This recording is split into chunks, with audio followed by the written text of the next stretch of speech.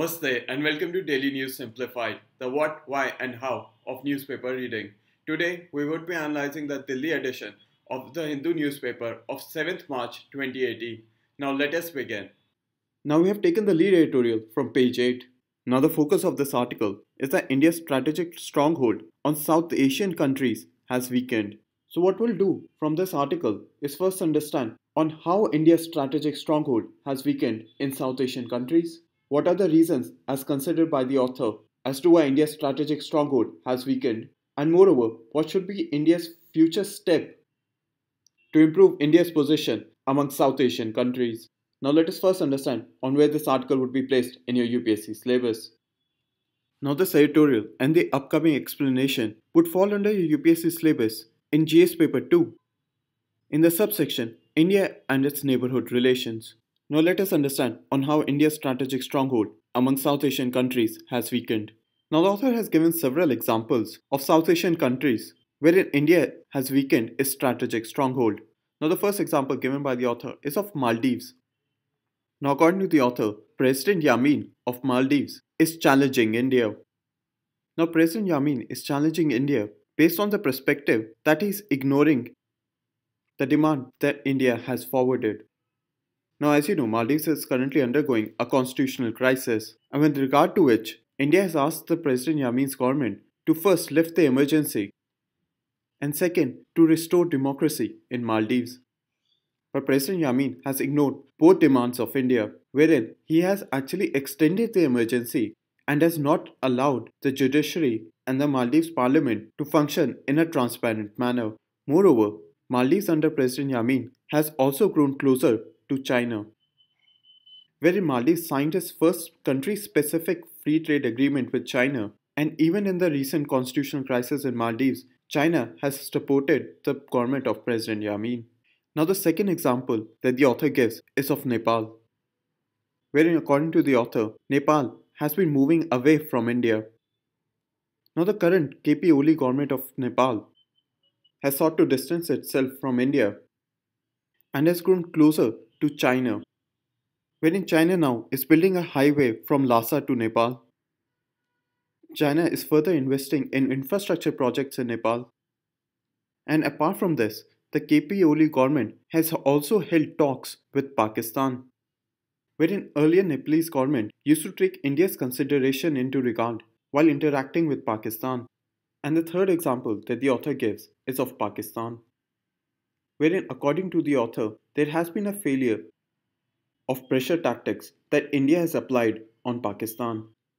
Now, as you might know, one of the most recent pressure tactics that India has applied is of the surgical strikes. But after the surgical strikes, the line of control border has seen the highest number of violations.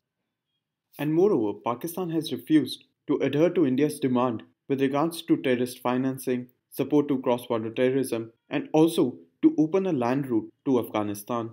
And the fourth example that the author gives is of Sri Lanka, wherein according to the author, there has been no movement forward in improving India and Sri Lanka ties because India and Sri Lanka have been unable to find any major areas of cooperation. Now hopefully up till here you have understood on how India's strategic stronghold has weakened on South Asian countries and what are the examples with regard to Maldives, Nepal, Pakistan and Sri Lanka that the author has given to show of the weakening of this strategic stronghold.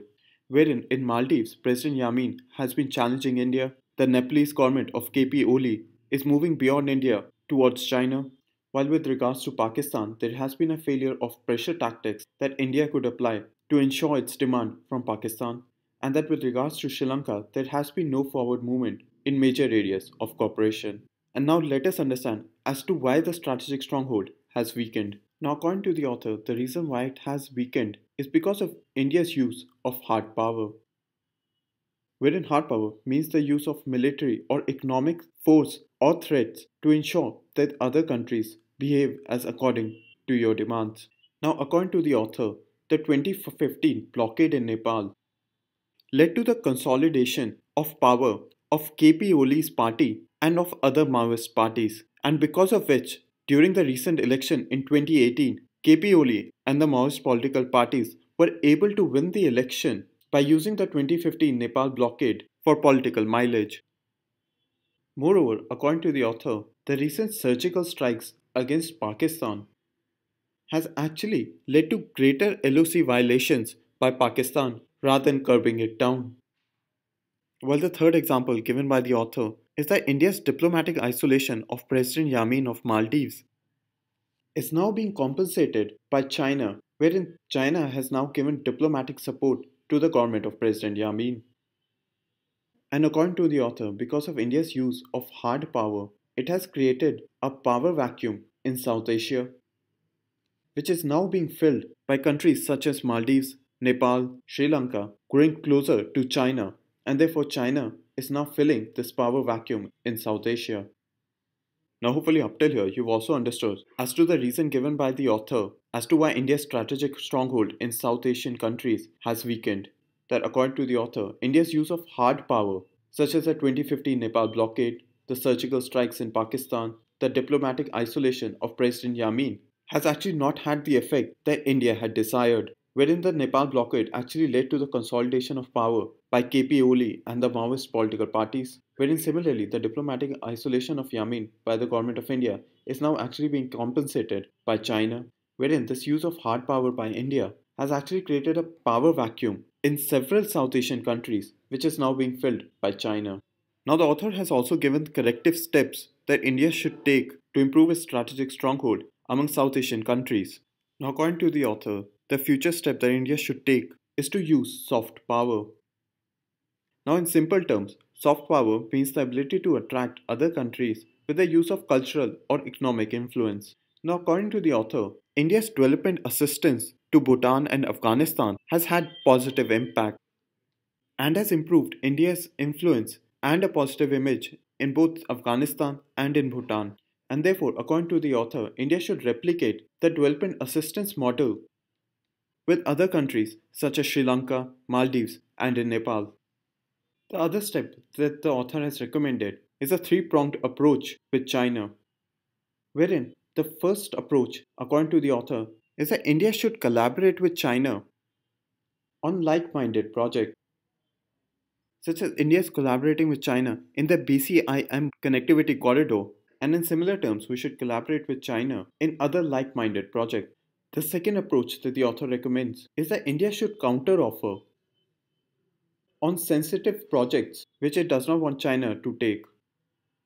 And the third and the final approach that the author recommends is that India should now coexist with China's connectivity and infrastructure projects that it is forming in South Asia, and therefore should focus on its own development assistance in South Asian countries. The final step that the author recommends is that India should focus on reviving SAARC. Now, according to the author, India should focus on renewing the South Asia Association for Regional Cooperation based on the ASEAN model, wherein India should allow smaller countries such as Bangladesh, Nepal, Sri Lanka, Afghanistan to actually take charge in various different fields. And moreover, India should have a continuous and multi-layered dialogue within the SAARC framework.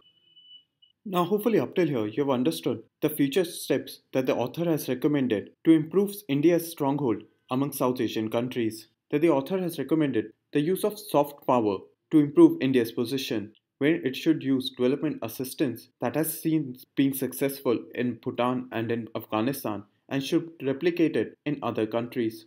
Moreover, the author has recommended a three-pronged approach with regards to the growing influence of China in South Asia. And finally, the final step that the author recommends is to revive SAARC.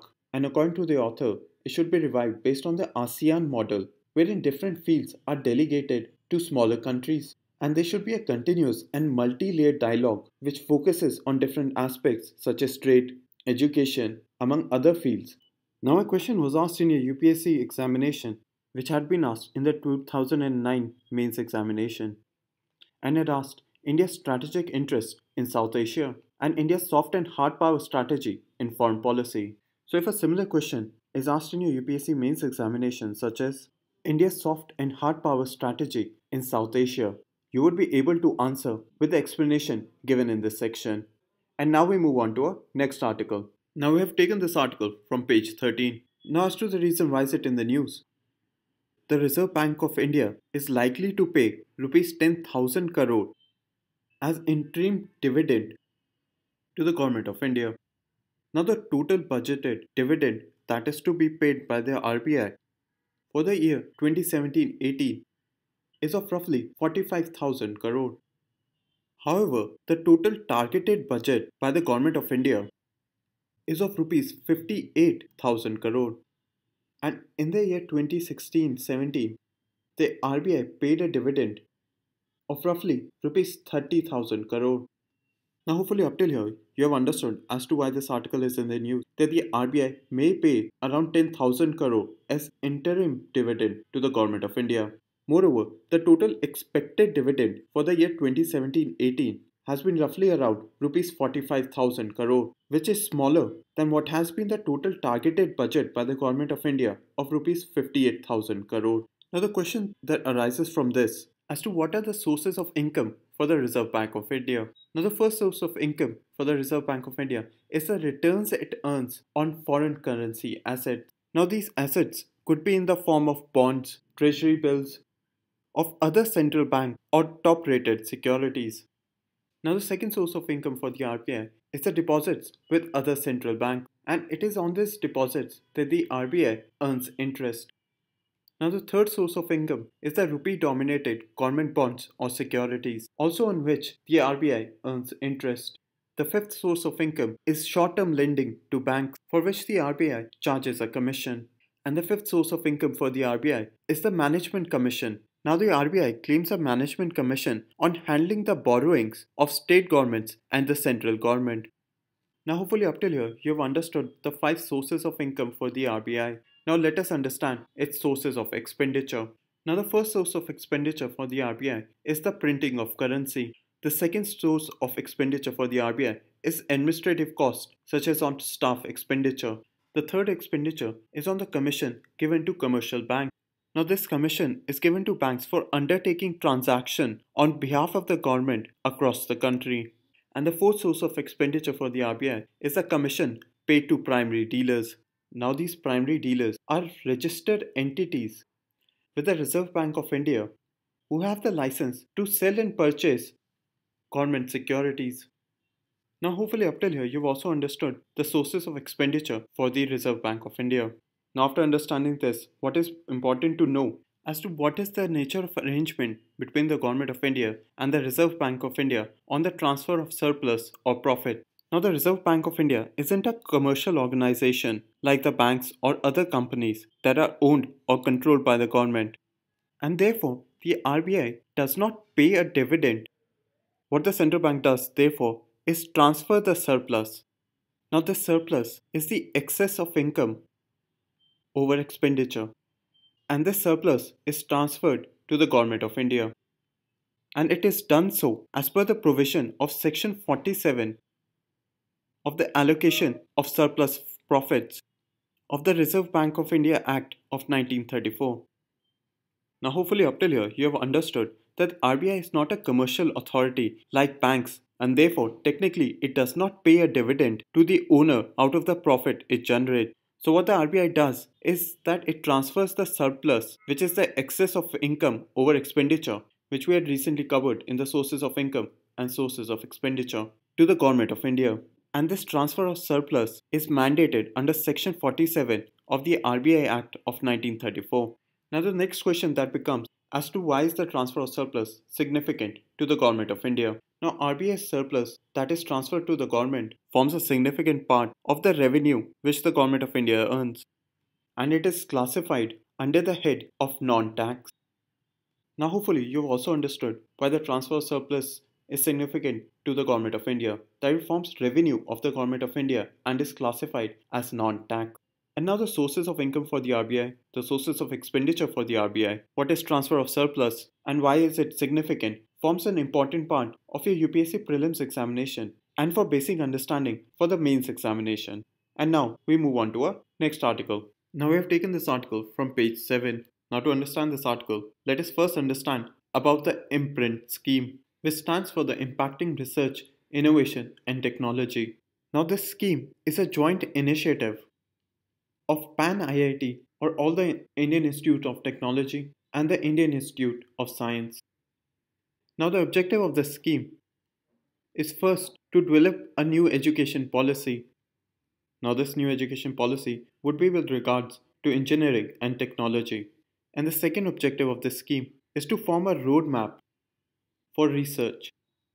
And this research would be to solve engineering and technology challenges. And for this, 10 domains have been selected. And these 10 domains are healthcare, computer science and ICT, advanced materials, water resources and river system, sustainable urban design, defense, manufacturing, nanotechnology hardware, environmental science and climate change, and energy security. And each of these domains has been given a coordinator in terms of an IIT or the Indian Institute of Science, such as environmental science and climate change is being coordinated by the Indian Institute of Science.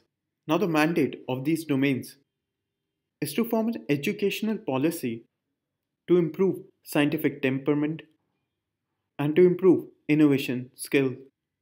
And the second mandate of these domains is to form a research roadmap for technology preparedness. Now, hopefully, up till here, you have understood that IMPRINT is a joint initiative among all the IITs and the Indian Institute of Science, that its objective is to develop a new education policy and to form a roadmap for research to solve engineering and technology challenges. And for this purpose, 10 domains have been selected, wherein each domain has been given a coordinating institution. And for each domain, the mandate is to form an education policy to develop scientific temperament and innovation skills. And moreover, they will form a research roadmap for technology preparedness. Now, the national coordinator for the IMPRINT scheme is IIT Kanpur. And this scheme intends to be a one stop funding arrangement to boost research projects. Now, the reason it is in the news is that the Government of India has sanctioned Rs 1000 crore for phase 2 of the IMPRINT program. And a fund is being created by the Department of Science and Technology and the Ministry of Human Resource Development. And the Government of India has also invited the participation of private industries and of other ministries. Now, hopefully, up till here, you've also understood that IIT Kanpur is a national coordinator for the IMPRINT program. And the reason that this scheme is in the news is because Government of India has sanctioned Rs 1000 crore for phase 2 of the IMPRINT program. And a fund is being created by the Department of Science and Technology and the Ministry of Human Resource Development, for which they have invited participation of private industries and other ministries. Now with this, we move on to our next article. Now we have taken the article on the interview of S.Y. Qureshi, the former Chief Election Commissioner of India, from page 9. Now to understand this article, what we'll do is to first see as to what question has been asked and then analyze the answer. So let us begin with the question on electoral bonds. Now, electoral bonds in India were introduced in the budget of 2017-18 for transparent funding to political parties. Now, earlier, political donations above Rs 20,000 were disclosed to the Election Commission. But now electoral bonds would ensure anonymity of the donors. And these donors would be known only to the Government of India and not to the public or the Election Commission. Now, this has been done so that the donors avoid the retaliation of those political parties to which they have not donated to. And according to the former Chief Election Commissioner, this provision of anonymity of donors hinders transparency in political funding. And moreover, with regards to the electoral bond, the one advantage as given by the former Chief Election Commissioner is that it would decrease the number of cash transactions and improve the funding of political parties through banking channels. Now, hopefully, up till here, you have understood that electoral bonds were introduced in the Union Budget of 2017-18 for transparent political funding. And with regards as to whether electoral bonds are a solution for transparent political funding, the former Chief Election Commissioner has said that the provision of anonymity of donors hinders transparency, but electoral bonds overall would decrease the cash transactions and improve funding of political parties through banking channels. Now we move on to the second question. Now, as per the earlier provisions, a company must at least be 3 years old for contribution to a political party.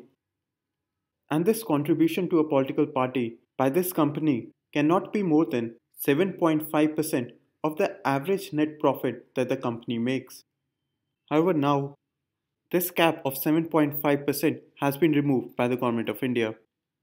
And according to the former Chief Election Commissioner, one of the biggest disadvantages is that now shell companies can be formed which can route their money for political funding. Now, hopefully, you have understood that earlier a company had to be 3 years old to contribute 7.5% of its average net profit to a political party. But now this cap has been removed by the Government of India, and according to the former Chief Election Commissioner, with the removal of this provision, shell companies can be formed to route funding to political parties. Now, the third question is, now the former Chief Election Commissioner has recommended a national electoral fund. Now, under this electoral fund, companies would directly donate to this fund, and these donations would not have any political preference, meaning that the companies cannot decide as to their donated money would go to which political party. And this fund would then be distributed on the basis of vote, meaning that for every vote, a political party might get rupees 100, and because of which the political parties would first have to perform in the election before they receive any funds. And through this National Electoral Fund, the former Chief Election Commissioner considers that the fear of retaliation by political parties can be removed.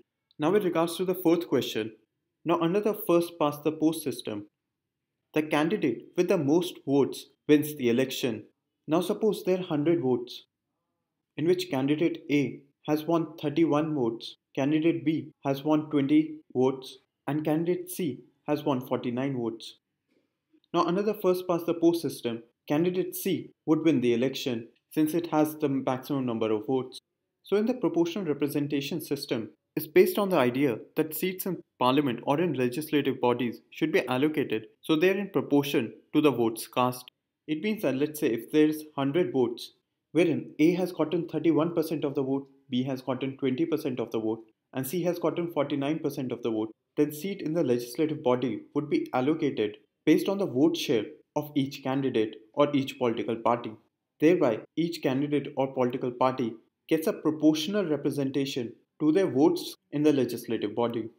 Now, the former Chief Election Commissioner has said that the first past the post system is a simple but an unfair system, and has given the example of the 2014 general election, wherein a political party received 20% of the general vote in India but received 0 seats in the parliament, and has said that the proportional representation system should now be debated as a system that can be implemented in India.